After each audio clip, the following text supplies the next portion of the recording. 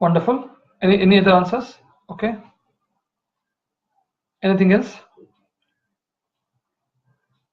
So typically we penetrate. Typically we have a competition. Typically we know who are the other players who are doing this. So we do penetration strategy. Of course, for penetration we do research. We see feasibility. Ultimately, profitability and market share are two sides of the same spectrum. Sometimes you go cutthroat into the competition to gain market share, and in the process of doing that, by virtue of doing that, you end up either losing revenue or losing profitability, because you end up pricing less, you end up spending more on promotions, advertising, you end up cutting your bottom line, but you end up gaining market share. So sometimes it is good to go cutthroat into the competition to gain market share. Sometimes it's not so wise to actually do that, because you also need to ensure that you are able to still get some bottom line or margin that can continue to sustain you as an organization. And it also depends on the fundamentals of the organization. Some organizations are pretty strong that they can play with it. So when it comes to current products with current markets, you have to look at basically penetration strategies. What do you do with current products with new markets? So you have a good product that is working in the current market, but you're looking at a new market. What would you do in that case? Any responses?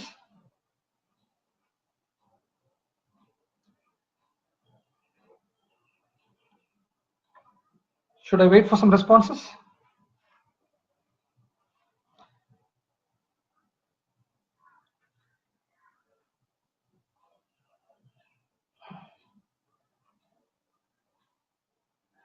Some more?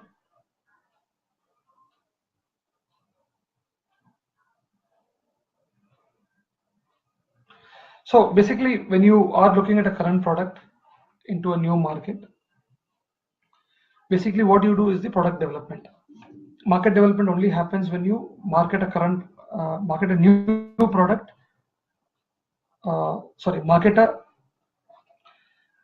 the current market into the new product. So I'm sorry, I'm just confusing. So what happens typically in an unsolved matrix is your new market with the current product is actually right. What Chandra said, market development. You basically develop a market for an existing product. The opposite of that is the current market, but a new product, which is product development. So you have already saturated, you don't want to get into a new market. You decide that you want to now look at a different product in the same market. For various reasons, you don't want to get into a new market, because you may have to leave the country, city. There may be other challenges in terms of launching the product in a new market. And the last quadrant talks about diversification, where it talks about how do you do new product in a new market. So normally the fourth quadrant comes in after you do either a market development or a product development, because it may not be a good idea to launch a new product in a new market altogether. So moving on to value chain, again we spoke about it. Porter talks about two categories of activities that are typically done in a organization. One is the primary activities and the other one is support activities. So if you take a typical manufacturing setup, activities that are such as raw material procurement or raw material processing, work in progress, finished goods, logistics of getting the raw material in, logistics of getting the raw material, the finished products out, and then actually servicing wherever required. This forms the primary activities, because this is where the value is added to a product. From a raw material stage to a completed product is where the entire value addition happens. It's the process of conversion of the inputs into outputs. For us to do this, you need to have certain support structures in place. The most common ones are, of course, technology. Then we have machinery, infrastructure, and of course we have people, HR people. The support activities or support functions enable the primary activities to happen. In fact, in many organizations that are very professional and work very well in terms of collaboration, actually consider the support functions as suppliers and the primary functions as customers. So for the primary activities to happen, for all the manufacturing and the distribution and the service to happen, they need support from the support functions. So the support functions basically consider the primary guys as the customers, internal customers, because only then you have a typical tendency to service or support the primary teams. And primary teams actually generate revenue. The support teams don't really generate revenue. They only support the activities the primary teams do. So moving on, any questions so far on external internal analysis?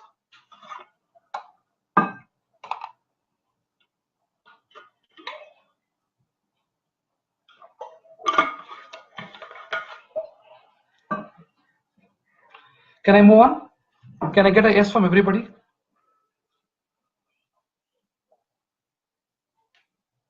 I just want to be sure everyone is awake.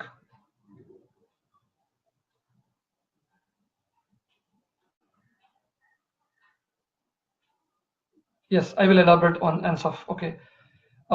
Any more questions?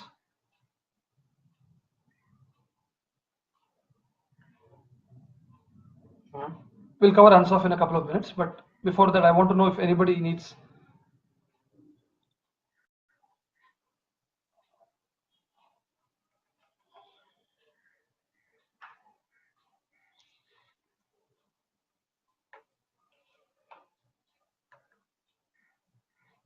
Okay, so again, ANSOF matrix talks about the development of products and markets depending on the need of the business and the environment that they're operating in. So there are 4 quadrants. So I'll probably explain the model first and then probably give examples. The 4 quadrants talks about one market and the other product. So if you have a product that is currently in a market, so you have a product that is currently in a market, you want to enhance it further, you want to develop it further. That is where you go in for penetration strategies. So you are beating the competition in the same market that you currently are operating. You are not changing the product, you're not changing the market, you're basically trying to enhance the current product as well. So where organization wants to increase their shares, so market share basically, that is market penetration. The next is the current market but a new product. So current product and new market, which means you already run this market but you basically want to expand into a new market. So the product is same, you believe that the new market will now be able to receive this product. So then you go in for what they call the market development. So where you basically strategize in finding new markets for existing products. It can be geographical markets, it can be markets based on culture, on many other concepts. So this is current product, new market. Now current market but a new product. So the same market that you currently are operating, but you want to launch a new product. So that is where it is called a product development, which means the product will need to be relaunched or additionally launched in order to enhance the current market. So you know the market, you know the customers, you know the environment in which you're operating, but the product that you're launching is a new product. So that is what is called product development, where you develop the product for the current market. And the last one, of course, is the situation where you will bring in a new product into a new market, which means you completely diversify. So the market is different, the customers are different, the customer tastes are different, and what you have been doing so far is also different. You are completely launching a new product in a new market, which is nothing but diversification. Is that clear to you, Pratik? We can go into detail as we get into the class, but with more examples and elaboration. I'm still not halfway through, but I'm almost lost. Spent almost an hour. So market development is a situation where you are using a current product into a new market. You are developing a market for an existing product. So always consider the first word market as what you're trying to achieve. So market development is you're trying to develop a market for a product that already exists with you in a current market. Clear, Mayuri?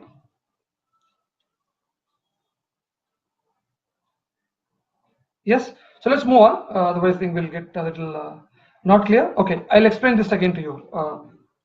Market development means that you have a product today, but that product is currently sold in a market. So I'll take a good example.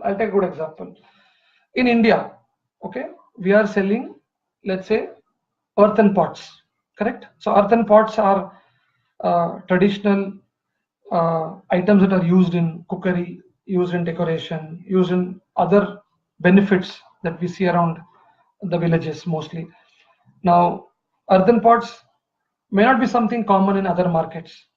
Yeah. So you decide that while it is a pottery based tool, it's a pottery based equipment, you think that there are certain countries who believe in, the products manufactured directly from the soil, probably will like it. So you go into a different country, you go into South Africa and say, in India we use this for various purposes. We cook food, we brew soup, and we do a lot of herbal stuff. So I think it will be a good tool for you to use. I'm just giving a very simple example. It may not be a good example, but the idea is the acceptability of a new market into a current product. So today it is done in villages by a group of people. But if you brand it, you buy from them, brand it, label it, you probably, try and create some value around it, and so on. Honda is a good example. Honda is selling i40 in Europe. Yesterday we talked about A-Star, which is a Suzuki stable, coming from Suzuki stable, being sold in Africa as one of the most common cars. In India, it didn't sell as much as Maruti Suzuki wanted it to be, because there are other brands that were competing. The Alto and the WagonR were so strong in the mid and late 2000 that A-Star as a brand did really go well. But if you see today, A-Star is one of the most prominent brands in many parts of Africa, and that is considered equivalent to a sedan, because the people's ability to buy something is not beyond what the cost of an A-Star is. Similar to that. Okay, let's move on further to the presentation. Next topic.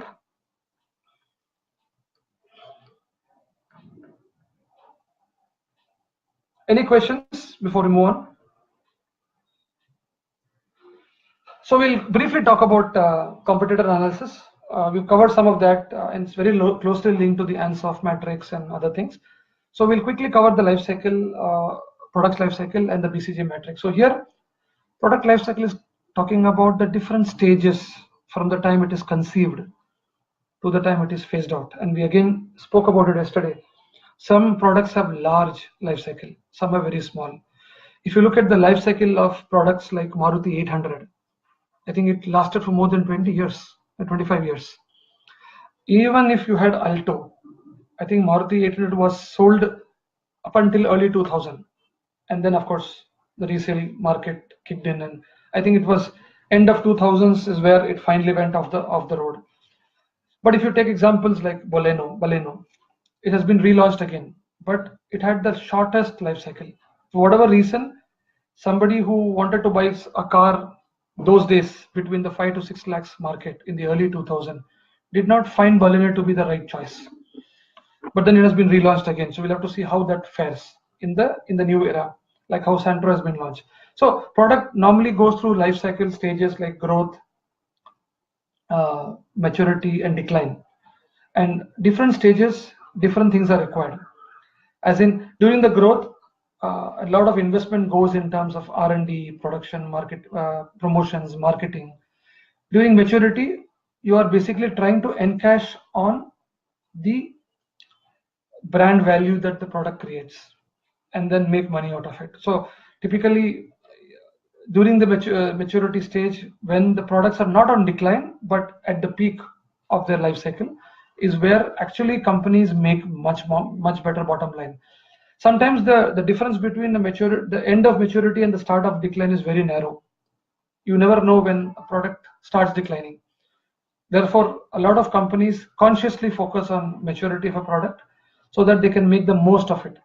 And that is where they actually earn all the investment in terms of research and development, promotions, actually gives you the return during the maturity stage. And of course, decline phase, you just have to ensure that, the production slows down, you bring in different variants, you start looking at the resale value. So you open up your own resale, like Maruti has a true value. They know certain cars are going through a decline phase. Other than the cars left around, sold to somebody else, exploited or misused differently. They rather buy it and then of course recycle them in whatever way possible in exchange of another Maruti car, whatever that is at that point in the market, closer to the price ranges and all that. BCG matrix talks about that. BCG matrix talks about typically the stages, the different stages of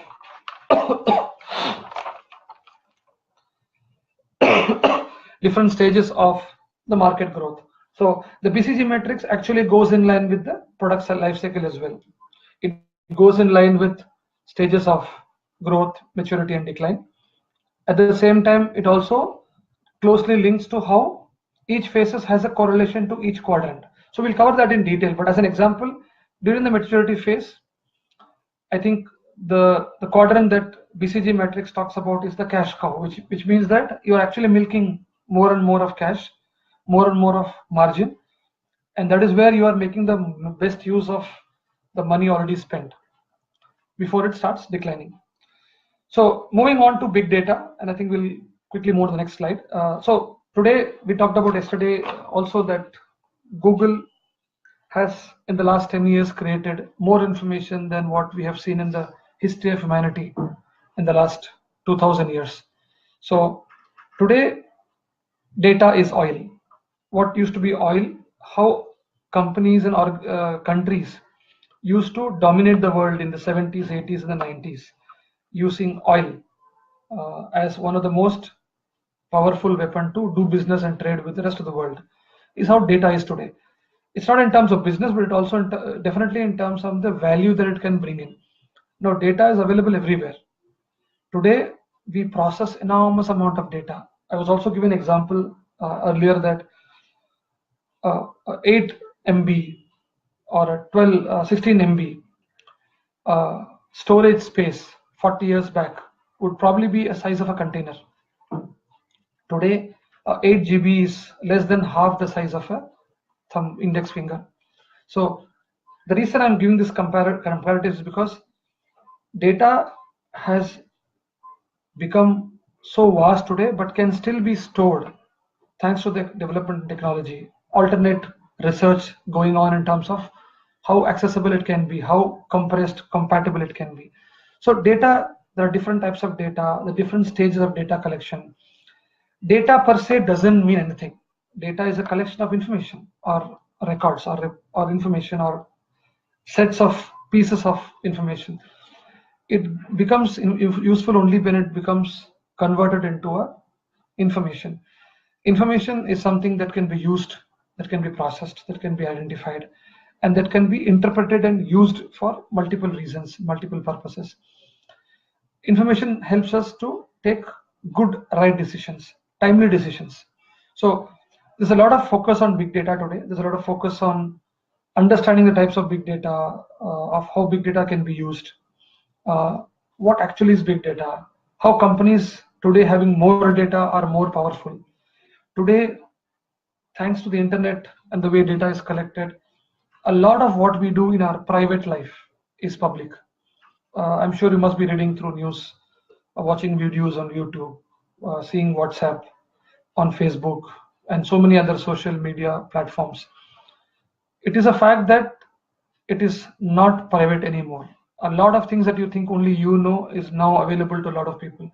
And the worst thing is without permission, sometimes without your knowledge. So it is very scary when you think about how data that is collected today due to various transactions or interactions you do in the internet can be used or misused for any incorrect or inappropriate activities. So that's all about the big data. We'll quickly move on to the next one.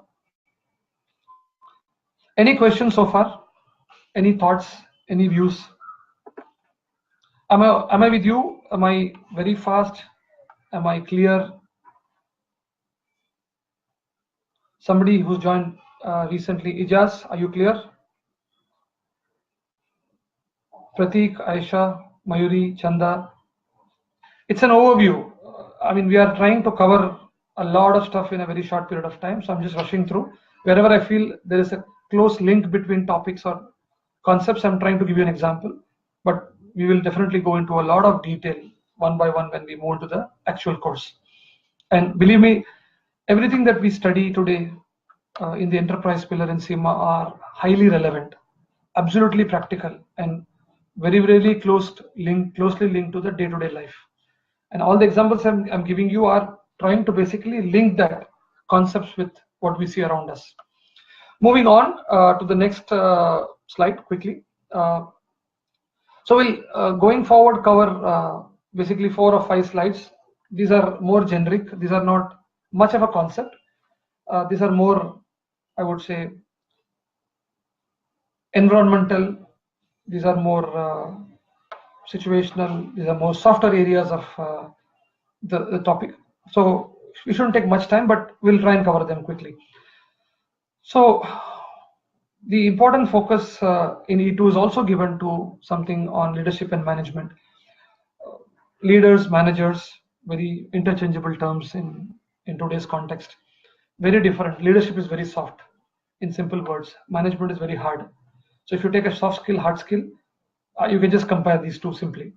Leadership talks about behavior, talks about development, talks about progression, talks about potential, but management talks about rules, talks about policies, skills, talks about results, and so on. So they're so different that sometimes good managers are not leaders, and great leaders do not need to be good managers as well. These are at a very different level of the pedestal. I mean, it's something very different. Nothing is good or bad or better or lesser or higher or lower. It is just that people play different roles depending on what they are supposed to contribute in the organization. And that's how these terms are basically used. If you go to Google and search about leadership and management, you will get few thousand pages of links, videos, speeches, interviews, and so on. And there are a lot of people who have done research about it.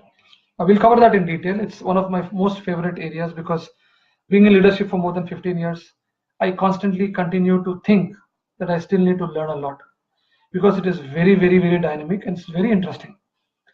Leadership can be something very simple as listening to somebody for 10 minutes. Leadership can be something very simple as sharing something good with somebody who really needs it at that point in time. It doesn't need to be any fancy concepts. It doesn't need to be anything that needs charisma or something. And most importantly, the most common myth about leadership is not about charisma, not about popularity. It is not a popularity contest. It is not about being followed by people. People think leadership is all about fan following. It's about people who look up to you and follow you. It doesn't have to be. It is okay if you have people who follow what you do, who basically get inspired, which is what is required. But you don't need to be popular. I can tell you in practical corporate life, it's impossible to be a popular leader because popularity only comes when you are trying to do what is not right, or you're trying to please a section of people, or you're trying to be safe, or you're trying to be extremely careful. But if you're trying to be right, if you're trying to be just, if you're trying to be fair, if you apply yourself to the context of the organization, if you apply yourself to the benefit of the department, the team, and you do what is right, I can tell you it brings in very different results. However, having said that, many times it is medium to long term. People don't understand because the logic or the basis of which you have taken a decision when it comes to leadership probably is not visible to people in the early days. Maybe they don't see you from your perspective. Maybe they see it from other side of the spectrum. So it is always a challenge to bring in people together. People have different styles. Styles are either imbibed, inspired, or developed. Sometimes you develop a style because it is closely linked to your personality. Sometimes you develop a style because it requires such a style in that environment or the situation. Sometimes you basically try get inspired by somebody who's been a leader for you, who's done similar things in his career that you've noticed that you feel will also work for you. And again, I can tell you it's a combination of personality, situation, and what you want to achieve as an outcome of any decision you take as a leader. So styles can be very different. It can be autocratic, it can be democratic, it can be participative, it can be what they call in today's world as control democracy. You allow everyone to talk, finally you take a decision because you know what is right and you believe strongly that you have the experience and the capability and the vision to achieve what you want to achieve. So while you are more than happy to listen, argue, debate, decide, you don't go with consensus.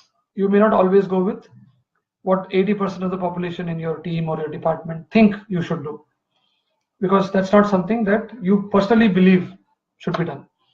And there is no right or wrong things. I mean, decisions are taken and then you have to manage the outcome depending on the experience that you have possessed. So leadership does pose challenges in a very labor intensive industry, whether it is manufacturing or whether it is a BPO or whether it is service industry where you manage maybe 10, 20, 30, 40, 50 people. It always is depending on the context. It is very, very, very contextual and situational, because when 25 people work with you on a daily basis, they see you, talk to you, they get instructions from you, or they get direction from you, or they come to you for ideas or suggestions, or they come with concerns or issues. At every touch point that you have with them, I'm sure you may not have with 25 people every single day, but at different critical touch points that you have with them, you're actually defining your style. You're actually defining the course of action. And sometimes you don't know what you're doing because you're simply applying yourself to a situation and coming out of it what is the right thing to do. So the challenges that we face in a labor intensive or a labor based teams is that sometimes you don't have adequate time for people. Sometimes you really don't know them enough. Sometimes you know somebody a little bit more only when the situation comes in. Only when somebody has a problem or a situation or an issue is where you actually understand that since the last 1 year you've been working with him, he's been going through certain things which you don't know, and without knowing that you have been possibly not very fair or soft to him, and then you feel bad about it. So as people managers, as people leaders, we need to constantly engage with trying to understand what actually makes certain people work, what doesn't make somebody work, what really motivates them. And it can be different to different people. Motivation is not about money always. Motivation is not only about going talking to the person and telling them every day that you're going and doing a good job. It can be something like giving somebody a challenging work to do. It can be giving somebody additional responsibility. It may be making him or who do certain things that you are responsible for by way of delegation.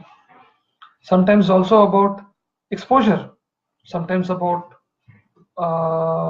presentations, speaking in the public, convincing a situation that you should do and giving the person to do that. So people feel a lot motivated and bought in when they see that their leaders look up to them as somebody who can do this. So we'll quickly move on to the next topic because I think this is a very vast area for us to cover. So we did cover briefly about in E1 as well, human resource management. So we'll only quickly touch upon the hygiene and the developmental aspects of it. The hygiene aspects of it is always about environment, physical space, health and safety. Is there a cell to look at grievances? Are there comfortable work environment for women? Are there equality between genders when it comes to recruitment, training, promotions, and so on? Are there enough controls in the management to make sure that whistleblowers are understood, heard well? Are there adequate mechanisms to voice out people's concerns? Are there surveys every year to understand what people really are thinking about? Are the policies and procedures intended to benefit people in a way that they can motivate themselves to work, and so on? And some of them get covered in your annual cycle surveys, appraisals. Some of them happens from time to time. Sometimes policy change because somebody misused it to the extent that they had to change the policy completely. I'm sure people who are working may be able to understand. Sometimes policies change because they see the competition or they see the benchmark around themselves with other companies doing something similar. Many years back, working on a Friday with formals was no longer the way of working. I mean, the smart casuals or Friday casuals was a way of life, and some companies took time to adapt to it. Some companies took 10 years to change it, while other companies quickly adapted it. So a lot of policies and procedures can be triggered from external environment. It can be triggered by regulation authorities, labor laws, can be from employee preferences, could be also to the context of organization. Many companies still have formals to the extent they need to wear ties as a dress code, but then they don't actually meet any customer. So the question is, why do you need to be so formal when you really don't meet a customer? So there are a lot of these iterations keep happening in companies. HR teams are constantly engaged on identifying such elements. They put it to the management committee, discussed at the top level, depending on the topic, either at the board or maybe at the top management, and then decisions are taken to change policies. Moving on, we'll talk about cultures and teams. Briefly about the different cultures. We talked about culture yesterday as well. It's a very, very loosely used term. Culture today is primarily about the bonding or the association you have with the company. So what do you represent? What is culture for you? Culture for me is not being able to speak up to my boss, not able to raise a concern. Culture to me is able to contribute ideas at any point in time to anybody in the organization. Culture to some people can be that, you can look at movement of opportunities inside the organization. So constantly looking at internal opportunities to grow can be a culture driven by some top management.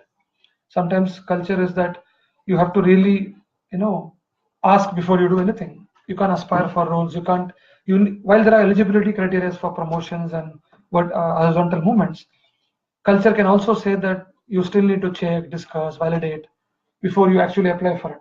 So it is very diverse. It depends on various factors.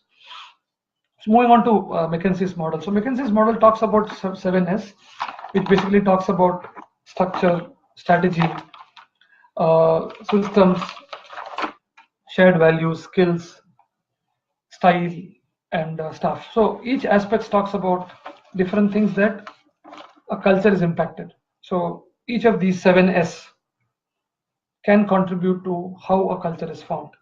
And we'll not get into detail, but it basically covers all aspects: people, non-people, environment, and so on. The iceberg model of organization talks about two fundamental models. One talks about the hidden one, which is how an iceberg is. So if you see an iceberg, part of it is visible outside, but a larger part of it usually is beneath the water.